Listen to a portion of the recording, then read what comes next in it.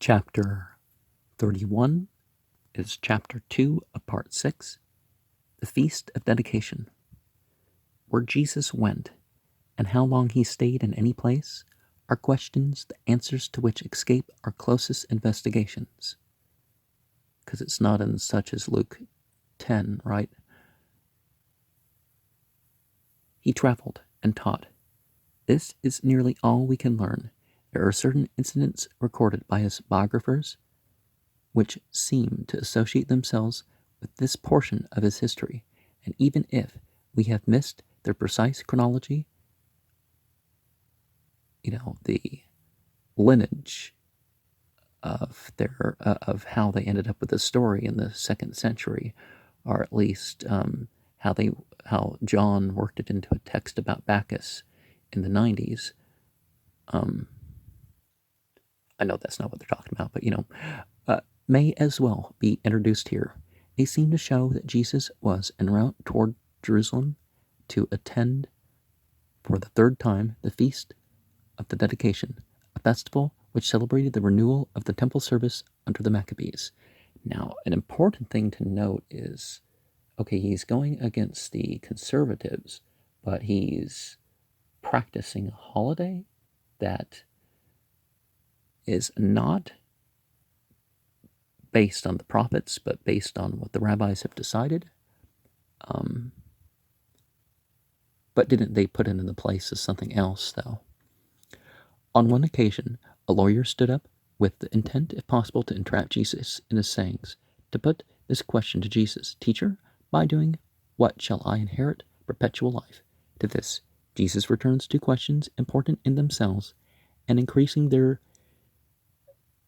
importance by their relation to each other, probably pointing to the phylactery of his questioner's robe, on which, as a lawyer, he bore the inscription of that passage of Scripture, Deuteronomy 6:5, which the Jews were accustomed to repeat daily. He said, "What is written in the law?" His next question was, "How readest thou?" He calls his attention to the fact that a man must first know the words of the record, and that then the mood in which he examines them will have influence on his judgment. So before making answer, Jesus asked the lawyer what response he had been able to get for himself out of the law. His reply was, "Thou shalt love the Lord thy God with all thy heart and all thy soul and with all thy strength and with all thy mind, and thy neighbor as thyself." Jesus said, "You have answered rightly. Do this and you shall live." Perhaps this touched him as an intimation that his life had been in fault, and therefore he could not understand the profound spiritual subjects which he had brought forward for discourse.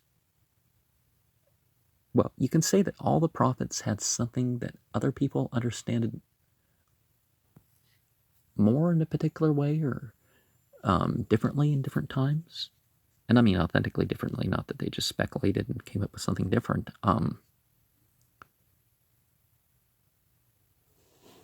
Like certain historical connections and stuff like that. He may have felt piqued, and to make return gave Jesus what perhaps he intended to be a quiet touch of sarcasm by the question, "And who is my neighbor?" As if he had said that he had kept the law, unless Jesus gave to the term neighbor, perhaps, a meaning not altogether accepted among his people, and thus covertly seeking to rebuke him for his too great laxity in mingling with the hated Samaritan race. And Maxime Ponty, Kassar,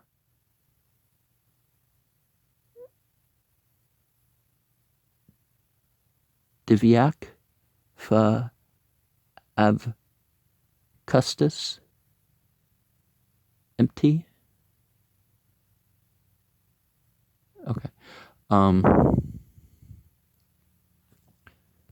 People always want to make images of their leaders, and very often entities that are worshipped, but Jesus replied in the beautiful parable of the Good Samaritan, "A certain man went down from Jerusalem to Jericho, and fell among thieves, who both stripped and wounded him, and departed, leaving him half dead. By a contingency, a certain priest was going down that way, and when he saw him he passed by on the other side, and likewise a Levite, when he came to the place and saw him, passed by on the other side. But a certain Samaritan, as he journeyed, came to where he was, and seeing him was moved with compassion, and coming to him, he bound up his wounds, pouring in oil and wine, and set him on his own beast, and brought him to an inn, and took care of him. And on the morrow he took out 2 denarii, and gave them to the innkeeper, and said, Take care of him, and whatsoever thou spendest more, when I come again, I will repay thee. To English readers of the parable, the generosity of the Samaritan in leaving 2 pennies with the landlord seems to be a small thing, but let us recollect that each denarius represented a day's labor, just like a penny did at some point. It would surely not be considered a small thing if a New York laboring man should humanely take up a poor fellow who had been maimed and leave $10 to meet his expenses. Perhaps $10 now in New York would be a fair representative of 2 denarii in Palestine in the days of Jesus. It was a liberal provision. And, just like you see in some cases, this talk about, this guy got $4,000 a year or $400 a year. And it's like, but he lived in an estate. He lived in a country estate, and it's, for that price, for that wage, And he traveled all over Europe, and, that sort of stuff is like, the dude wasn't poor. Then Jesus submitted to the lawyer the question, Which of these 3 seems to thee to have been neighbor to him that fell among the thieves, and had manuscripts copied out by hand, for that money, And he replied, He who showed mercy on him. Jesus said, Go and do thou likewise. The road from Jerusalem to Jericho was proverbially perilous, by reason of being the resort of highwaymen. Of this, Josephus B. J. 4, 8, and 3. I guess we'll find out in the at the end what some of these abbreviations are. Informs us the priests and Levites who lived in Jericho and officiated in Jerusalem were accustomed to take the longer and safer road by way of Bethlehem, but on this occasion they had chosen the shorter route. Their guilt is increased by the fact that they examined the condition of the wounded men and found it to be very desperate, and yet their selfish love of safety drowned the voice of conscience and humanity in their hearts. If the lawyer thought it was not the correct and regular thing for a Jew to show mercy to a Samaritan, Jesus showed him the beautiful picture of a Samaritan putting his own life in peril to save a man whom he considered a heretic and whom he knew to be his national enemy. If the wounded man, however, was not a Jew, and Jesus does not say he was, then the Samaritan is represented as having the widest possible humanity. He had met a man who was a stranger. He did not have even the pleasure which comes from helping an enemy, which is always an intense personal gratification of one's own nobleness. The person before him presented only 2 claims to his attention and his kindness, namely, he was a man and in trouble. Here was the very widest humanity, but we know that the helper was a Samaritan, and that by introducing this feature into the picture, Jesus taught that it is possible to have humanity with heterodoxy and to have orthodoxy without humanity. And he also teaches that if a man's orthodoxy do not beget humanity, it is barrenly worthless, that humanity is superior to orthodoxy, and inhumanity is worse than heterodoxy.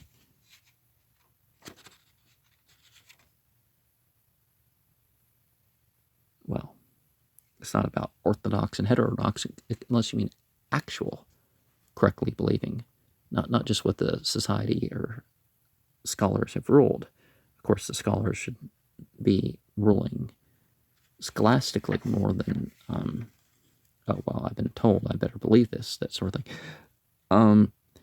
The beauty of this parable in an aesthetical way, in an aesthetical view, is graphicness, its fullness, its wideness, and completeness of action, its genuine humaneness are all heightened by the fact that this great teacher who selected the Samaritan to be the model of neighborly behavior had himself been recently insulted and rejected by the Samaritans. It would seem to have been on this journey to the feast dedication that Jesus and his followers went to the little neighboring village of Bethany to meet a household consisting of 3 persons, 2 sisters, and a younger brother, of whom we shall have more to say hereafter. This family seems to have attracted and held the friendship of Jesus. The sisters were named Martha and Mary, the former probably being the elder and the keeper of the house. Their brother was named Lazarus. When or how often previously, or whether ever before, Jesus had been in this house, we have no means of knowing positively, but he would seem from the air of the narrative that Jesus had been in some previous intercourse with had been in some previous conversation with this interesting domestic circle. Jesus had come into the house, tired with travel and preaching. His reception by the sisters shows the difference in their temperaments. Mary sat at his feet, listening lovingly to his words, and that's an illustration of Bethany there.